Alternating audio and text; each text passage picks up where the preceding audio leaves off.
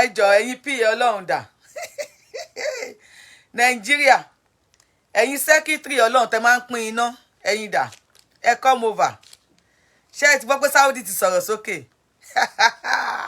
a máa mú nǹkan ojú máa lẹ́rìí Saudi ti sọ̀rọ̀ gbogbo ẹ̀yin PA Ọlọ́run ní Nàìjíríà ẹ̀yin tẹ́ ń pinná Saudi ní ẹ wá mú nǹkan nílùú àwọn Saudi ti gbà ká mú ẹni tí mu ebù wọ́n ní a lè mú ọtí nílùú àwọn Saudi ò fi bò mọ́ o wọ́n lè mú àmú ẹni tí mu ebù wọ́n lè mú ó lè ta nílùú àwọn Saudi Ọlọ́run ti lift ban o ẹ̀yin PA Ọlọ́run ní Nàìjíríà ó yẹ kó sínú ara yín kẹ́ di gazab kẹ́ wá lọ sí Saudi kẹ́ wá lọ jà Fẹ́mi Adébáyọ̀ ó polówó góbẹ́ẹ̀gì mọ bẹ́ ṣe mú sọ́wọ́ Ọlọ́run ò jẹ́ kẹ́jẹ́ Fẹ́mi gbẹ ó yẹ kó sínú ara yín ẹ di gazab ẹ wá lọ Saudi ẹ wá lọ jà àbí kẹ́ fún wa ní excuses bẹ́ẹ̀ máa ń fún wa Saudi ò mẹ̀sìn tó Lárúbáwá ni wọ́n àwọn kan náà fún wa lẹ́sìn ni àwọn náà fún wa lẹ́sìn ìwọ kò gbọ́dọ̀ mutí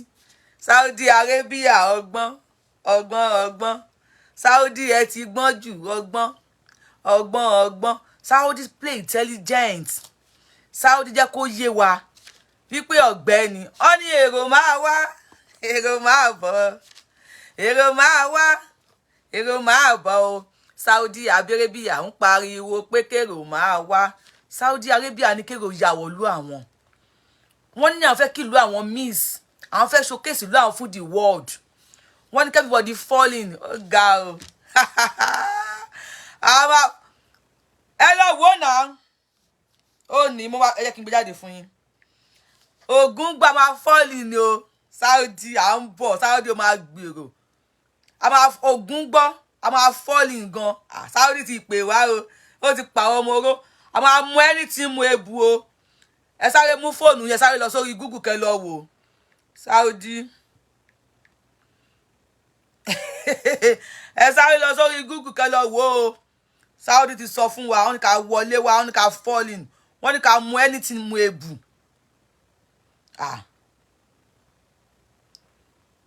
ó ní ẹ lọ wò anywhere ó ní Saudi ní ẹ falling Saudi ò sọ pé mùsùlùmí ẹ wá o kìrìsìtẹ́nì ẹ wá o oníṣẹ̀ṣe ni ẹ wá o ẹnìkan ni kó wà bẹ́ẹ̀ nìkan ni kó má wà Saudi ní anybody falling wọ́n láwọn gbà wọ́n ní all the resisted areas táwọn tí ní kẹ́ máa mú ti tẹ́lẹ̀ o wọ́n ní ẹ̀bùn kan sórí a máa mú ẹni tí ọmọ ojú máa dẹ́tì o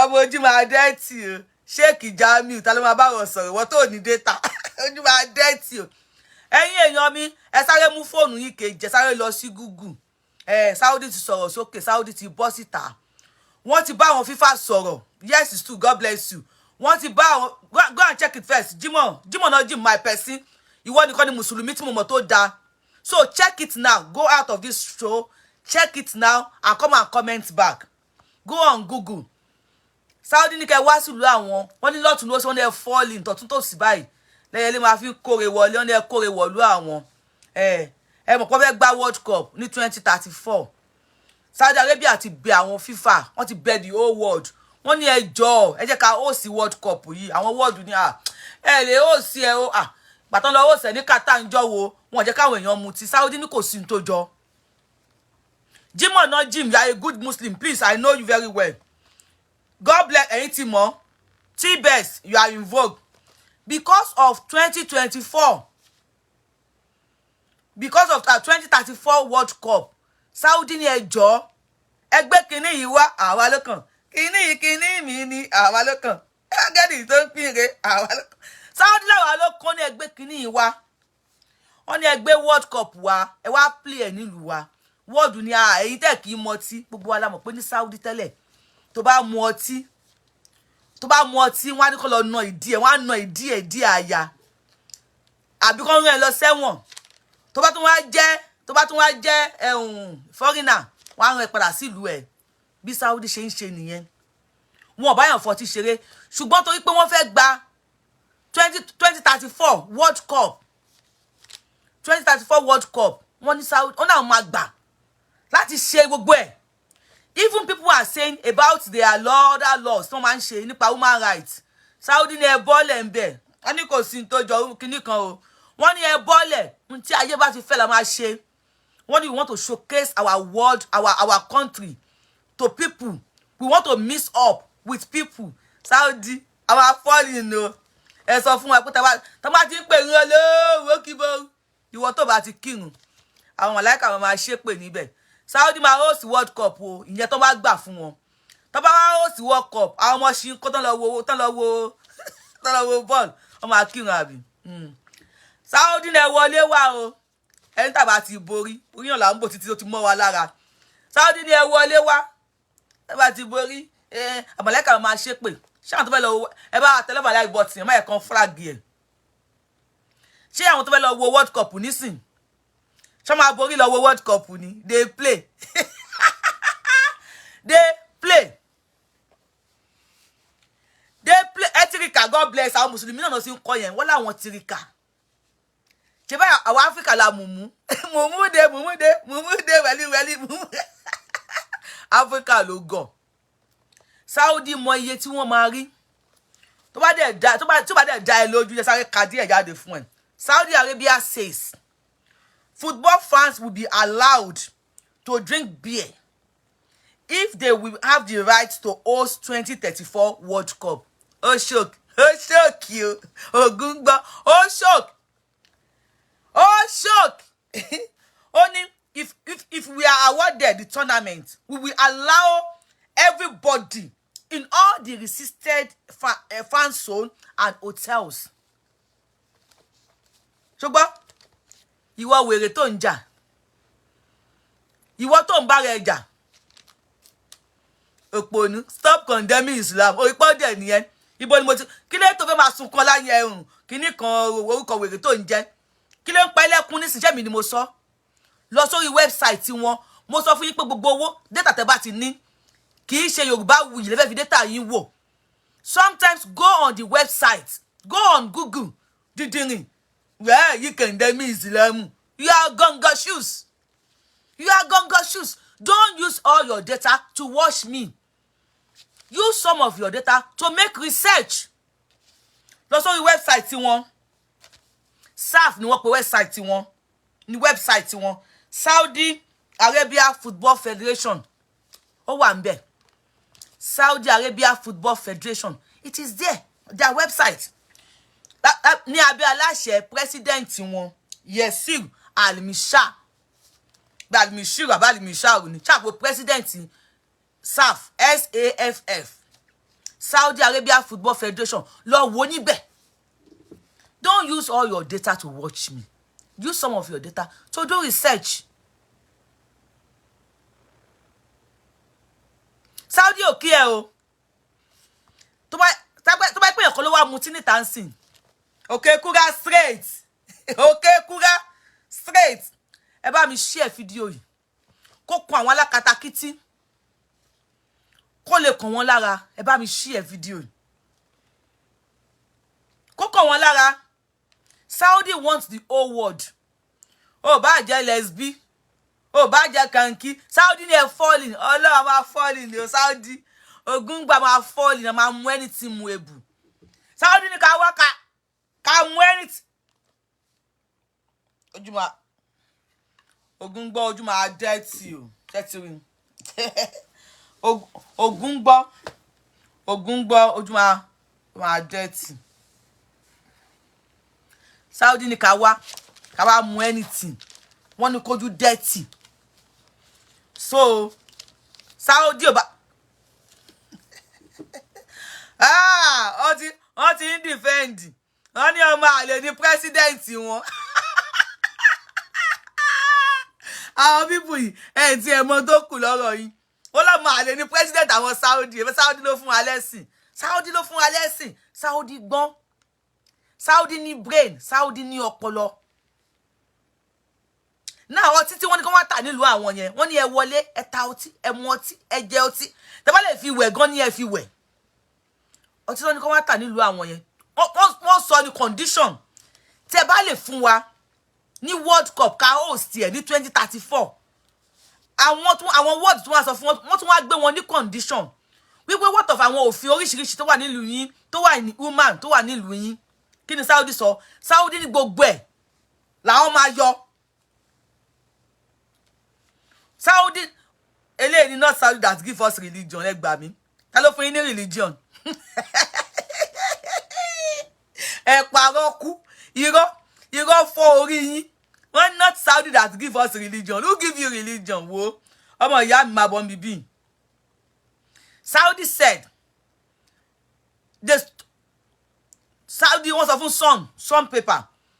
We acknowledge very serious mistakes have been made in the past, and we want the world to understand that we are changing. Chotin clear. Chotin bo. Saudi said we acknowledge many mistakes have been done in the past, and we want the world to know. God bless you. They say they want the world to know they are changing. Wọ́n ní gbogbo nǹkan ṣe táwọn ṣe tẹ́lẹ̀ wọ́n ní mistake ni o. Now Saudi wọ́n gbà Allah that give us religion. True. Saudi gbà láti jẹ́ káwọn èèyàn mú anything mú ebu nílùú wọn. Because Saudi mọ̀ pé táwọn bá host the World Cup ní 2034. Ní 2034 táwọn bá ti host the World Cup 2034. Wọ́n kò wo máa wọlé àwọn plane tó máa Saudi ò fi condition sí o pé kẹ́ borí wa o Saudi ò fún wa ní condition pé tó bá ti ń bọ̀ tó bá ti jẹ́ mùsùlùmí ò lè wọlé o on anybody falling am falling Saudi ya am falling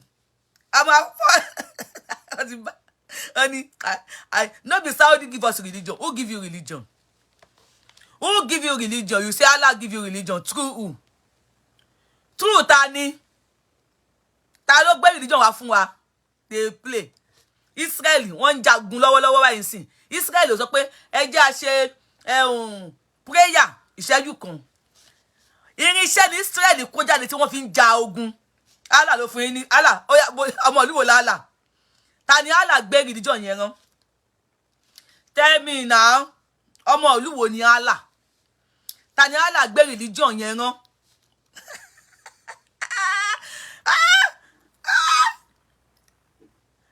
Olóhùn ò ní sí mọ́ Abu Sofia ó ti gbọ́jọ́ kú 2034 Olóhùn ò ní sí mọ́ 2034 which is 11 years ago Abu Sofia níbi tó gba Olóhùn dé gbọ́ 11 years to come ni o Olóhùn ò ní sí mọ́ nígbà yẹn 2034 Olóhùn ò ní sí mọ́ ǹtẹ́ gbọ́ Olóhùn ò ní sí mọ́ nígbà yẹn ó rẹ̀ pé ó ti wò pé ayé máa parẹ́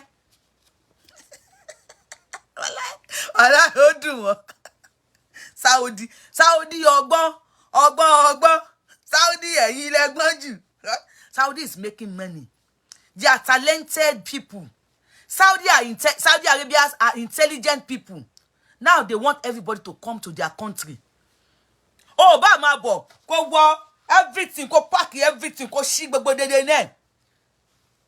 Kó ṣí gbogbo everything gbede náà. Wọ́n ní kó máa gbé bọ̀. Ẹ̀yin tẹlẹ́rù aju tẹlẹ́rù ẹ̀yin máa ṣí bọ̀. Máa bọ̀ ní Saudi wá wo ball world ẹjọ́ ẹ fún wa ẹ jẹ́ ká ó sì bọ́ọ̀lù yẹn the world ni wọ́n ń pè lọ sórí website tí wọ́n SAF Saudi Arabia Football Federation ó wà ńbẹ̀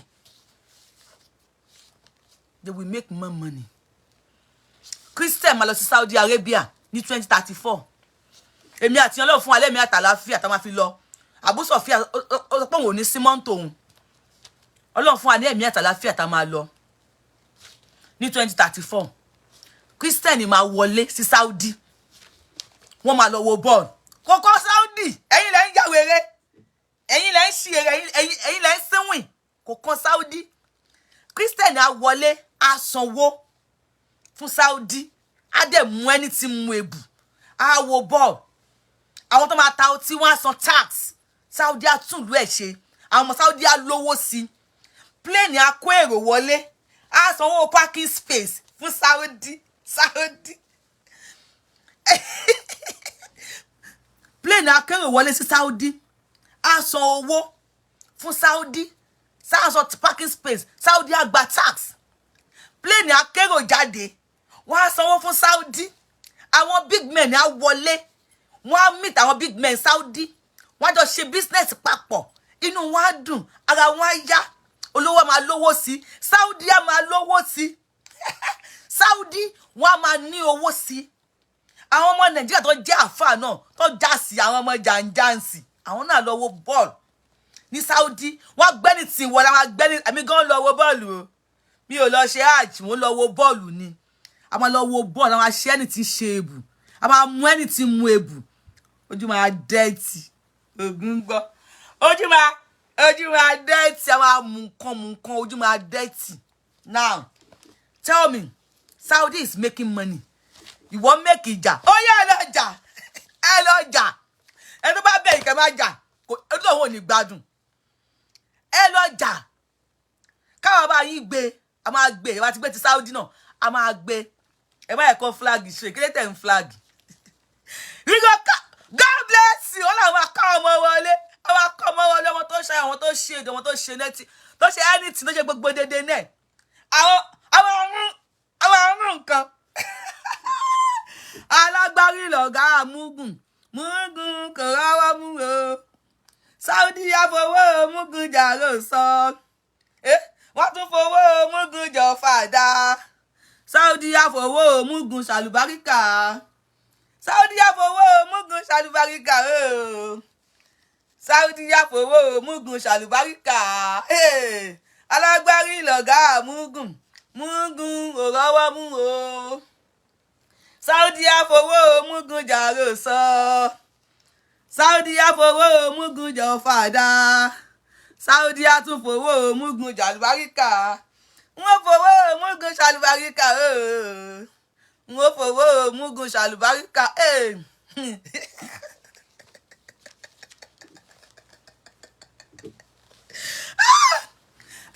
àwọn ọlọ́mọ lóru àdára má súnlé o adára má súnlé tiwa kì í ṣe bí ìtòlè ọmọ kí ló kó wọlé ní Saudi ṣé ti lọ wo nojim ẹ ti lọ wo àbí God bless you you are the only Muslim tí mo mọ̀ pé wàá sọ tọrọ níbi bí ṣọtán yín Saudi máa fowó yín ṣàlùbáríkà àwọn ọmọ wọn máa lówó sí Saudi are talented people tó ní brain ó ní IQ business IQ orí wọn ń gbá fún business orí wọn ó ń gbá fún business Saudi will make more money àwọn wa lówó sí àwọn tó lọ láti China lọ sẹ ibi bí tó bá rí pé ó fi eyín mẹ́kà sẹ́nu wọ́n máa bi ẹ́ pé ṣé yín dùn ẹni ní ọ̀dọ̀ wa mi bí because wọ́n believe pé tẹ́yìn bá ń dùn ló máa ń replace eyín àwọn tẹ́yìn ń dùn wọ́n á lọ síbẹ̀ wọ́n á rẹ eyín mẹ́kà ẹni tó fẹ́ fún fashion á lọ síbẹ̀ á rẹ eyín mẹ́kà wọ́n á kẹ́ eyín ẹ̀ka rẹ ni eyín ẹ̀ka rẹ o wọ́n á san tax ó mọ iye kàtà Budwest àtẹmámù yẹn tó ní alágolo yẹn ó mọ tí wọ́n sign ní Qatar 75 million pounds ni wọ́n sign fún ọtí yes ẹ máa mú anything ebu ẹ máa bu anything bu ebu sórí ẹ máa dà nǹkan sórí ẹ máa àti máa wọ́n ti ṣí hòtẹ́ẹ̀lì wọn lẹ̀ o tó bá mọ̀ wọ́n ti ṣí àwọn hòtẹ́ẹ̀lì wọn lẹ̀ fi nónó o wọ́n ti ṣí àwọn hòtẹ́ẹ̀lì wọn sílẹ̀ wọ́n ní ẹ ta anything ta ebu ẹ mú anything mu ebu Saudi ló sọ bẹ́ẹ̀ náà kí lè tó wá mọ́jú kí lè tó mọ́jú sí mi stone kò mórí yín kí lè tó mọ́jú sí mi mo kí gbẹ́ni tó ń wò mí ẹ̀ka rẹ̀ kásán ẹ̀ka alẹ́. The story today what is the story for today? The story for today is that Saudi sọ pé àwọn máa gbé band wọ́n láwọn máa gbà ká mú anything mu ebu wọ́n láti bí ẹ̀ o àti ògógóró tó bá yẹ mu kan kínkín chin àwọn chanchun wọ́n tó bá fẹ́ mú Saudi láwọn ti allow ẹ̀ fún wa tí world bá ti gbà kí káwọn host World Cup ní 2034 I like you to jàre Saudi láwọn ti gbà ká mú nǹkan a máa bu nǹkan sórí a máa mú nǹkan a máa ṣayé o ṣayé ọwọ́ ọgbà àwọn ọmọ ọgbà a máa gbàgbàgbà àwọn gbangba tìrì gbangba ẹ̀yin ọmọ ayé where you dey so clear we go carry odogun bitter oga àwọn agbodogun bitter ẹ̀yin ọmọ ayé so clear so tin clear ṣó ti ń clear ó ti ń clear báyìí alágbárí lọ̀gá amúgùn gé kí n gé o ṣe ó yá ọmọ ìyá mi gé kí n gé ọmọ ìyá mi ó yẹ bá pa àwọn jàgàbáànù Nàìjíríà ẹni kan kó sínú ara wọn kí wọ́n di gazab kí wọ́n lọ Saudi kí wọ́n lọ jà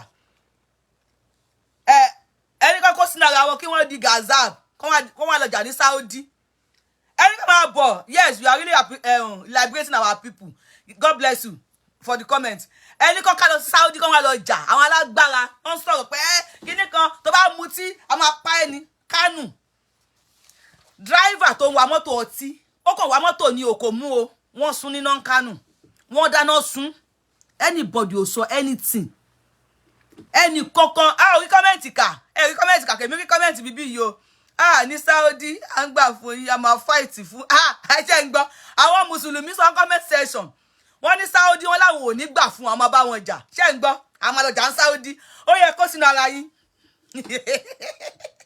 ẹ kó sínú ara yín ẹ di Gaza ẹ wá lọ jà ń Saudi o tẹ́ ẹ bá lọ jà tẹ́ ẹ bá wá sí tẹ́ bá lọ jà ní Saudi ọgbà àwọn àṣeṣẹ́gẹ̀ fún yín o ẹ lọ jà ní Saudi àwọn agbẹ́mu dání àwọn amú ẹ̀hún wọ́n ní bí ẹnì kankan wọ́n ní anything ṣojú dídọ̀tí anything ṣara lóge ọwọ́ àwọn ọgbà torí pẹ̀lú mi jẹ́ Christian ẹni tẹ́ jẹ́ mùsùlùmí ẹ̀ bá sọ̀rọ̀ mọ́ o tó pẹ́ lómi jẹ́ oníṣẹ̀ṣe ẹ̀yin tẹ́ jẹ́ Christian ẹ̀ bá sọ̀rọ̀ mọ́ o tó pẹ́ lómi jẹ́ mùsùlùmí oníṣẹ̀ṣe ò bá sọ̀rọ̀ mọ́ o ẹ̀ ń tanra yín ni ẹ̀ ń tanra yín ní Saudi 20 ọlọ́run fún alẹ́ mi àtàlàáfíà àtowó o àwọn agbé nǹkan máa mú nǹkan àwọn aṣàyè àwọn amú ẹni tí mú ẹbù why the comment is skinny you don't see okay we don't see their comment wọ́n ní comment nsìn ọmọ àlè ni wọ́n ń wò mí wa ogun gbọ́ wọ́n ń wò mí wọ́n flag show yìí mo ṣe ní kí bàbá mi tẹ love and like button lórí ẹ̀ wọ́n ń wò mí wọ́n flag show yìí Saudi ti já Saudi dẹ̀ ti já tipẹ́tipẹ́ this is to open your eyes this is to open your eyes kẹ́ ẹ la ojú yín ẹ má jọ àwọn àbúsọ̀fíyá tí wọ́n kàn dá àpò bo ìyàwó wọn lórí ẹ bá ráwọn ìyàwó wọn wọ́n bò wọ́n látorí délé ẹni people are living in bondage wọ́n ti fi àwọn èèyàn sínú ìnira máàmù kíní kan má ṣe kíní kan wọ́n ní tá bá ṣí orí kalẹ̀ tó bá ti ń pè wọ́n níbi tó bá ti ń pè run tá bá ṣí orí kalẹ̀ Muritala Abdulaziz olórí ibú ni ó fa ẹjọ́ Muritala Abdulaziz kọ́ ó ní olórí ibú ni ó fa ẹ má fi kọ́mẹ́ǹtì rẹ́ẹ̀dì síbi kíní ẹ̀ kọ́mẹ́ǹtì ẹ̀rín anybody tó bá ti bú mi ẹ má fi kọ́mẹ́ǹtì ẹ má fi kíní ẹ̀rín emoji ẹ̀rín síbẹ̀ kò ní dùn mí ẹ má fi emoji ẹ̀rín síbẹ̀ kó lè mọ̀ pé àwọn daft kó lè mọ̀ wípé àwọn gọ̀ ẹ má fi emoji ẹ̀rín síbẹ̀ pé àwọn gọ̀ Saudi is now telling everybody ipe ẹ wọlé wá ó ní Saudi kò lè try ẹ kẹ ẹ jẹ́ lọ sí Google kẹ́ lọ wò láti jẹta no láti on the 4th láti jọ Wednesday on the 4th of October 2023 ni wọ́n ti sọ on the 4th of October mo ń retí àfọ àkókò bọ́ta kó wá sọ̀rọ̀ lórí ẹ̀ ìgbà tí wọn ò sọ̀rọ̀ ló jẹ́ kí n jáde lé ní wá sọ̀rọ̀ lórí ẹ̀ tó pé wọn ò sọ̀rọ̀ kan pé Saudi ti legalize pé àwọn abùnkan sórí àwọn amùnkan ìyẹn náà nice àwọn adẹ̀tí ojú máa dẹ̀tí ìyẹn náà nice Muritala ìwà tàbú Sofia mo rí kọ́mẹ̀ntì yín mi ìdáyín lóhùn ni I am here to liberate you if you want to be a Muslim be a good Muslim don't be a fanatic Muslim if you want to be a Christian be a good Christian don't be a fanatic Christian if you want to be oníṣẹ̀ṣe be a good oníṣẹ̀ṣe don't be a fanatic oníṣẹ̀ṣe Saudi ten torí ẹ kú ṣebí tí àdúrà wa bá fẹ́ gbà ká gbàdúrà ilé àṣẹ ní Saudi ẹ sọ fún wa pé tá bá mu bí tó bá ti mu ọtí ẹ ládùúrà ò lè gbà ńbẹ̀ tó bá ń kírun tó bá dàsìkò oorun tó bá ń ṣe nǹkan míì àwọn màláíkà wọn máa ṣépè àbí tóbìnrin bá ṣorílẹ̀ àwọn màláíkà wọn máa ṣépè bọ́ọ̀lù tí wọ́n fẹ́ host tó fẹ́ host nísìn kò ní bọ́ sásìkò oorun they play mo ń bèrè lọ́wọ́ ẹ kò ní bọ́ sásìkò oorun náà mo ń bí ẹ bọ́ọ̀lù tí wọ́n fẹ́ host ní Saudi nísìn kò ní bọ́ sásìkò oorun they play tó bá ń gbá bọ́ọ̀lù lọ́wọ́ rẹ́fí máa wá fún kí ló máa ń fún yẹn whistle ó yẹ stop ẹ má gbá bọ́ọ̀lù mọ́ ó yẹ stop ẹ má gbá bọ́ọ̀lù mọ́ ẹ wá lọ kírun tó máa sọ bẹ́ẹ̀ Saudi máa sọ bẹ́ẹ̀ Saudi tó mọ iye tó máa rí pàtí wọn gọ̀ bí àbúsọ̀fíyà bí àbúsọ̀fíyà sùfìyánù nígbà tí wọn gọ̀ bí tiẹ̀ tí wọn fọ́fún gbé mu bí tiẹ̀ wọn ò tútù bí tiẹ̀ Saudi mọ iye tí wọ́n máa rí àwọn tí wọ́n bọ̀ wá ta ògógóró ní Saudi àwọn tó ń bọ̀ wá ta ògógóró ní Saudi wọ́n ní sọ tax ṣé Saudi ò ní gbà Saudi tún máa invest owó sórí ògógóró àwọn amú nǹkan Saudi máa invest owó sórí ẹ̀ everybody máa gbádùn Abu Sufyan ó ní may Allah heal me. Allah cannot heal me. Allah cannot heal me. 2034 we are going to Saudi Arabia. Àwa lọ bù nǹkan sórí. Àwa champagne. Àwa pour anything champagne. Àwa pour anything pourable. Àwa bù nǹkan sórí èmi kọ́ ni mo sọ.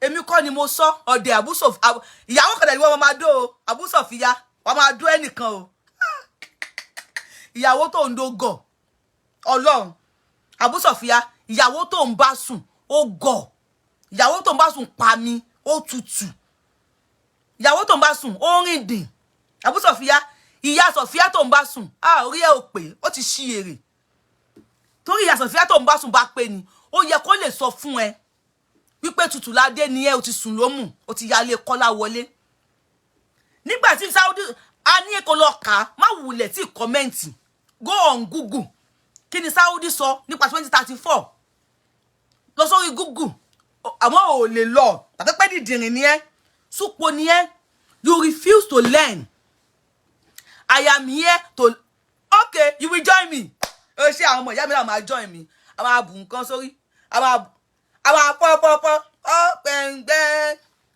pẹ́ǹgbẹ́ a máa pour anything pour a máa mú anything mu ebu Saudi ló sọ kí ni wàhálà tèmi kí lè tó ń bínú sí mi Abu Sufyan ọkọ ya Sofia dìdìrín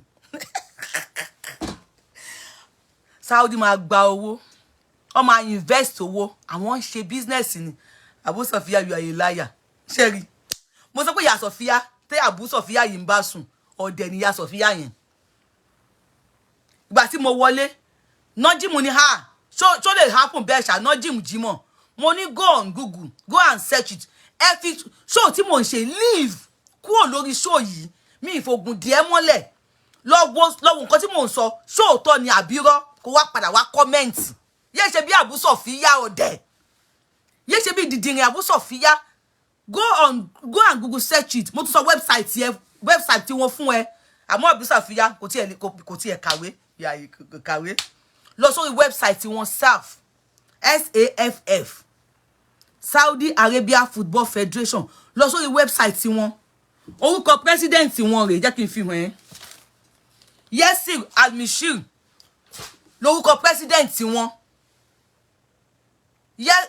Yasir Al-Mishir lórúkọ president wọn olóògbẹ́ni wọn sọ ó dẹ̀ máa mú ẹni tí mu ebù ó dẹ̀ mo tẹ́tù ká fún ẹni mi bíi nísìn àtọ́ ti sọ fún wọn pé àwọn ìwà mi tó máa ń wù tó máa ń ní àwọn èèyàn lára nílùú now they tell us we acknowledge àwọn tó wọ́n tún pé we acknowledge very serious mistakes wọ́n láwọn wà táwọn ń wù yẹn wọ́n ní mistake ni ẹgbẹ́ kìíní ìwà fún wa àwa ló kàn football yìí wọ́n ní ẹgbẹ́ wá fún wa àwa ló kàn wọ́n wá ń question wọn pa àwọn ìwà burúkú tẹ́ máa ń wù nǹkan wọ́n ní we realize we acknowledge very serious mistakes have been made in the past and I want to tell the world to understand that we are changing wọ́n láwọn tí ń change Abu Sufyan ó ní I am here to liberate my people I am here to tell my people to wake up from their slumber Saudi Arabia àwọn tí wọ́n ní ọpọlọ ni wọ́n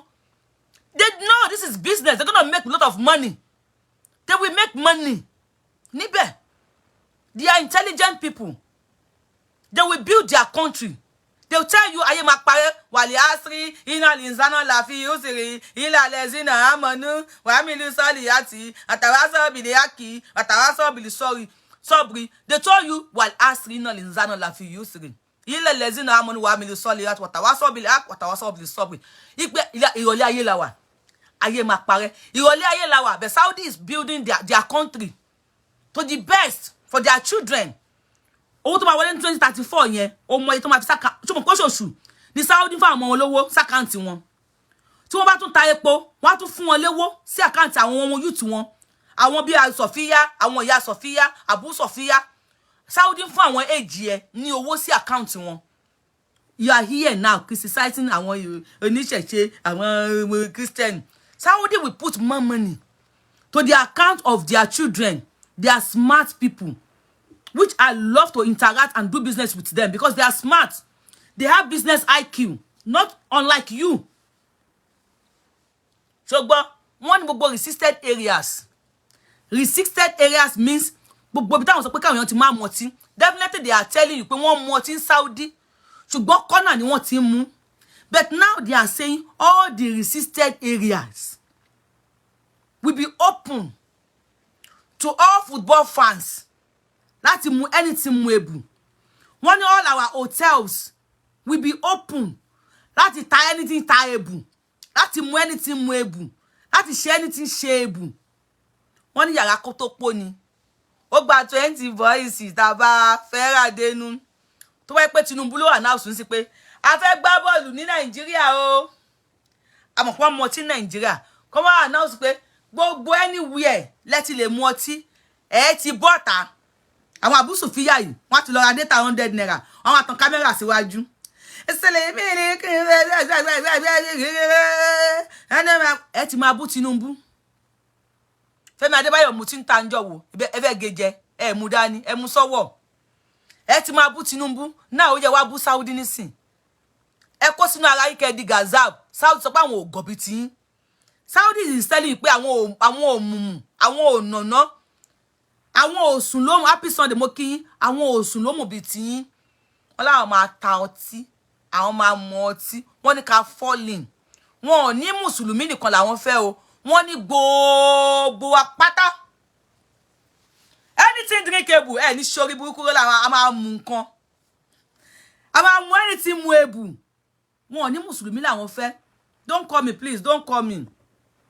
Ẹ má call me, call phone tí ma fi gba call mo fi ń ṣe show. Please don't call me. Ẹ bá mi tẹ love like button.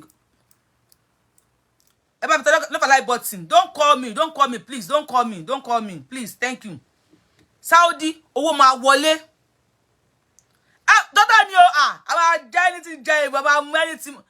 Yes, Saudi, wọ́n ní business IQ. Wọ́n ní ọpọlọ lórí ọmọ Yorùbá, ẹ jí ẹ má sùn. Ẹ ṣí ọpọlọ yín kalẹ̀. Ayé ti kúrò níbi tẹ́ fi sí. Ilé ayé ò sí níbi tẹ́ ayé mọ́. Ayé ń sáré, ayé ò máa dúró. Ọmọ màlá ló, ọmọ màlá ti sọ fún yín. Màláíkà ti sọ fún yín ó láyé ò sí níbi tó wà yẹn mọ́. Ayé ti súnmọ́ wájú. People are making money. People are doing business. Saudi nsìn, tọ́n bá wọlé, táwọn bá lọ ṣe business, àwọn alágbára kan máa wọlé. Ọba Saudi máa rí wọn, wọ́n jọ máa sọ̀rọ̀. Ọba Saudi ò kí ẹ̀ bóyá Christian ni wọ́n o.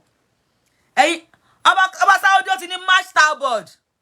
Ó yá, tẹ break ọ̀gá mi. Ọ̀gá mi ó match break. Ó máa match break. I am here to liberate you. Ó máa match break for ọba Saudi. Anything. Ọba Saudi máa rí àwọn kí náà ń pè. Àwọn tó ipon wọlé, tán jó lówó. Saudi kò ní bi wọ́n pé are you a Muslim? Ọba Saudi will never ask them that. Are you a Christian? Ọba Saudi will not say it. Oh, bá di ṣùkú sórí. Tó bá ti gbé dání, kò kan ọba Saudi. Ó máa ṣe business pẹ̀lú ẹ̀. Ó máa gba contract láti build ìlú ẹ̀. So, in the next 20, 30, 50, 100 years, the Saudi Arabians will not come to Nigeria láti wá ṣe ọmọ ọ̀dọ̀. Gẹ́gẹ́ bí àwa ṣe ń kó Nigeria láti lọ ṣe ọmọ ọ̀dọ̀ ní Saudi or everywhere in the world. Ọba Saudi will not allow that to happen to his people, to the next generation. Ọba Saudi will do business with anybody doable. He's ready to do the business. Only we want. Only the sale and consumption of alcohol is strictly prohibited in Saudi Arabia. Gbogbo alamọ yẹn. Foreigner caught in doing drinking on can face public flogging, fines, imprisonment, and deportation. But the country appears to have relaxed its chance with the prospect of hosting the 2034 World Cup, announcing it will bid on Wednesday.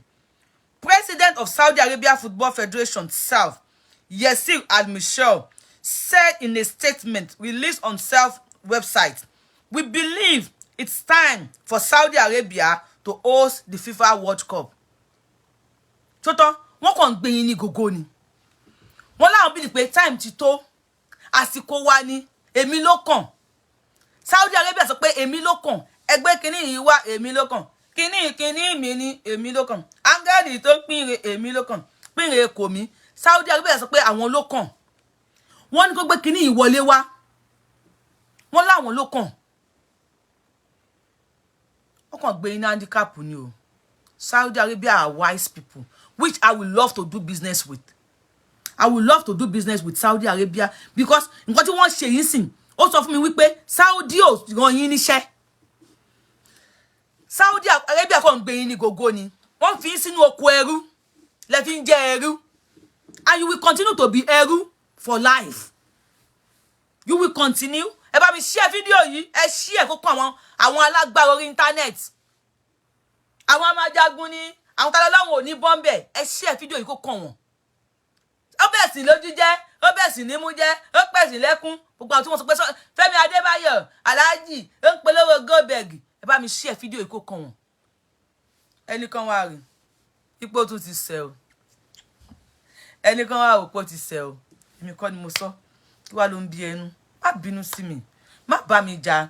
Èmi kọ́ ni mo sọ. Ṣé mi ni mo sọ ni? Èmi kọ́. Ẹ share kó kàn everybody. Ẹ ṣeun. Àwọn lọ mú anything mu ebu o. Go mú anything mu ebu a máa mú. Thank you. See you. I'm coming back.